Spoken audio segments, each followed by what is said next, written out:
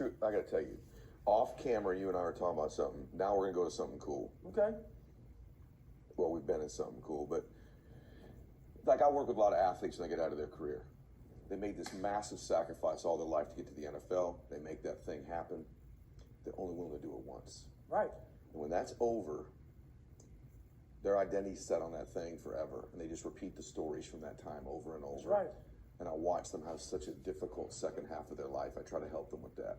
I've watched it with business people, and you and I were talking off camera. So I've started to uncover with me the last couple of years that I've been on social media and teaching these things. And if you gave me that mirror test the last couple of years, right, that accountability mirror, when I look in it, I'm starting to look at a dude who used to do some crazy shit that was cool in his life, really accomplish some things. And all these accolades, people follow you, they listen to you, they think you're something special. You have that, I have that. Clearly the differences in our lives are too vast to even venture what you've achieved. The things you've overcome are completely different than mine. But I'm starting to realize something about myself that I want to give the audience a gift of, and I want you to talk about it. You know what? I've just accepted I'm only going to be happy when I'm grinding for something. Right. I'm only going to be happy when I'm growing. I don't want to talk about stuff I used to do. I want to do something great with my life. I don't know that I can get to the mental level you have, but I think everybody here needs to know something. If you just think you're going to do something temporarily once, man, you're going to be unhappy when it's over. That's right. How about you right now? When you look in the mirror right now, so Goggins looks in the accounting mirror today, what does he see, and what are your thoughts about that? All right. Really, really great. I love this interview so much, right? Lucy's expert. So, really great clip. So, I'm going to use this as a jumping off point to discuss what I'm seeing in Ed Mylett, in the context of OP, in the context of this checklist that I'm working on.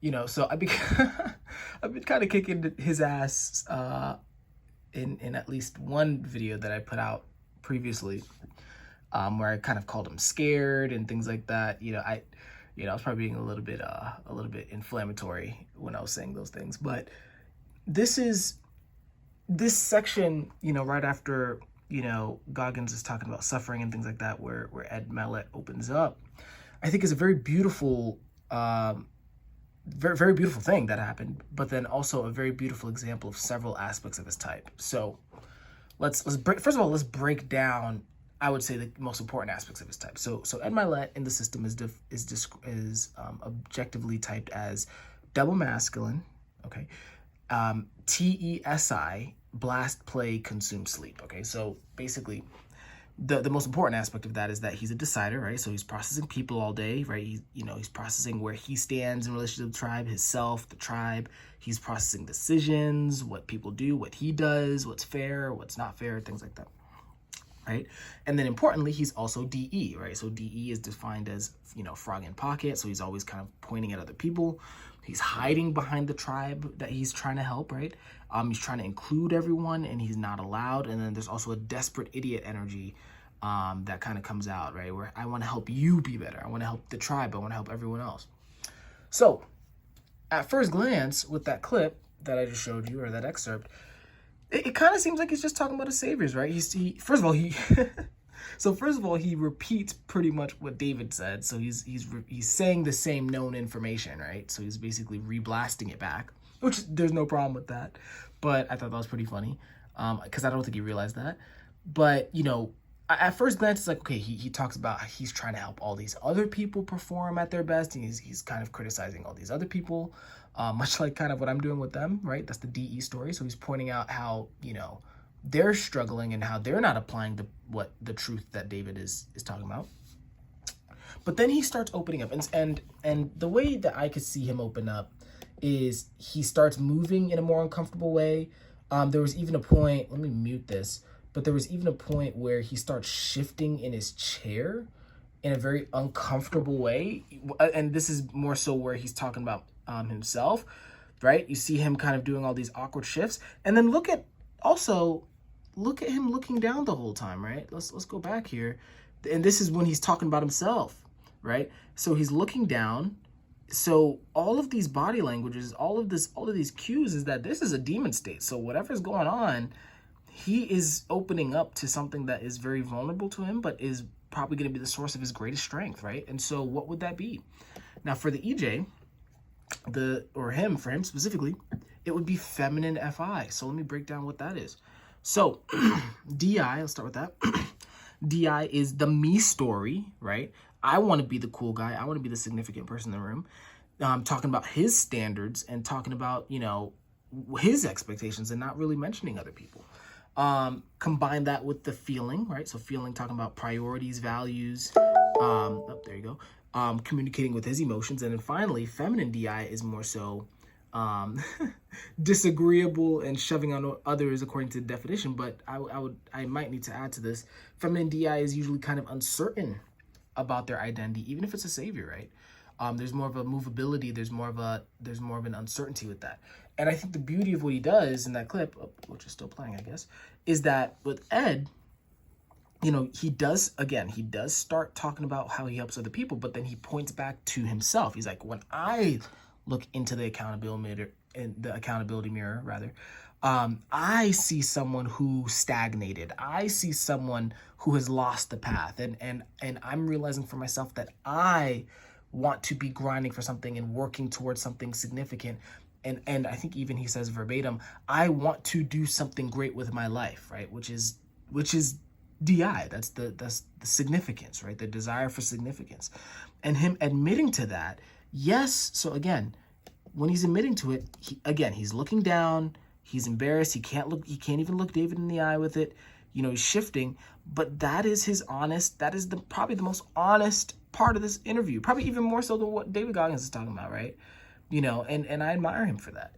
And so, you know, I would say, to take this away for kind of what I would say about his type and about deciders, is that, I mean, really what he did was not only did he confess to his deepest demon, right, where he secretly wants this significance, he kind of came out with that in this awkward way, but then he is risking, in my opinion, he was willing to risk social negativity, right? Not just in terms of him wanting to be great, but then him also confessing that he is stagnating. He has not been someone who's done something great in a long time.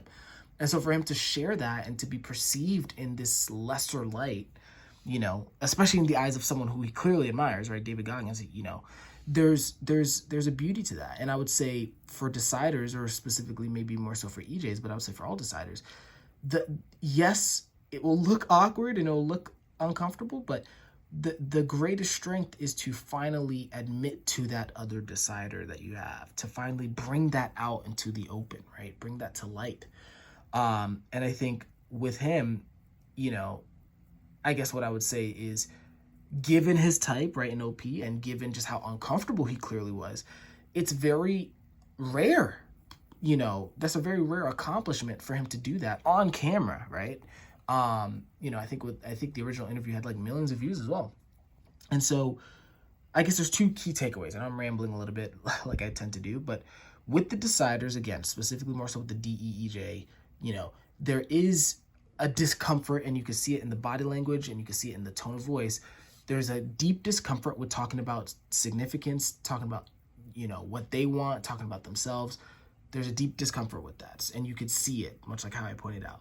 But then more importantly, I guess the second point would be, most deciders would not do what Ed did. What Ed did was rare, right? And so you want to look at it as, most deciders, again, because they have a concern with being seen as positive. I need to reword this probably, but they need to be seen as positive in the eyes of the tribe, even if there's a bit of lying going on there. For like, most deciders would not do what Ed did, and so Ed is true. I mean, in a funny way, he is exceptional by virtue of the fact that he admitted to something that most EJs in that situation would never admit to, right? And so, you know, for anyone, especially who's listening as a decider, keep that in mind, right? Is that your path to exceptionalism might actually be to confess to that other decider, as opposed to playing the game of your current decider, right? Which everyone can see through anyway, in my opinion. But anyway, so that's going to be about it. I do think I'm going to queue this up. I'm going to queue this up. I'm probably going to put this right before the the observer decider discussion, because I think this will balance out the conversation a little bit more. And then I think this is probably the extent to which I need to break down this interview. There's probably one other excerpt in this interview at the end where David Goggins talks about learning something repeatedly that I might do to talk about sleep. But other than that, I'm just going to use this, cue this up, and, you know, hopefully this will add value to the people who are, especially people who are in the objective personality community. So that's it. I know this is a little bit, you know, rambly, probably a little bit chaotic, but I appreciate you guys listening, and I hope you guys have a great day.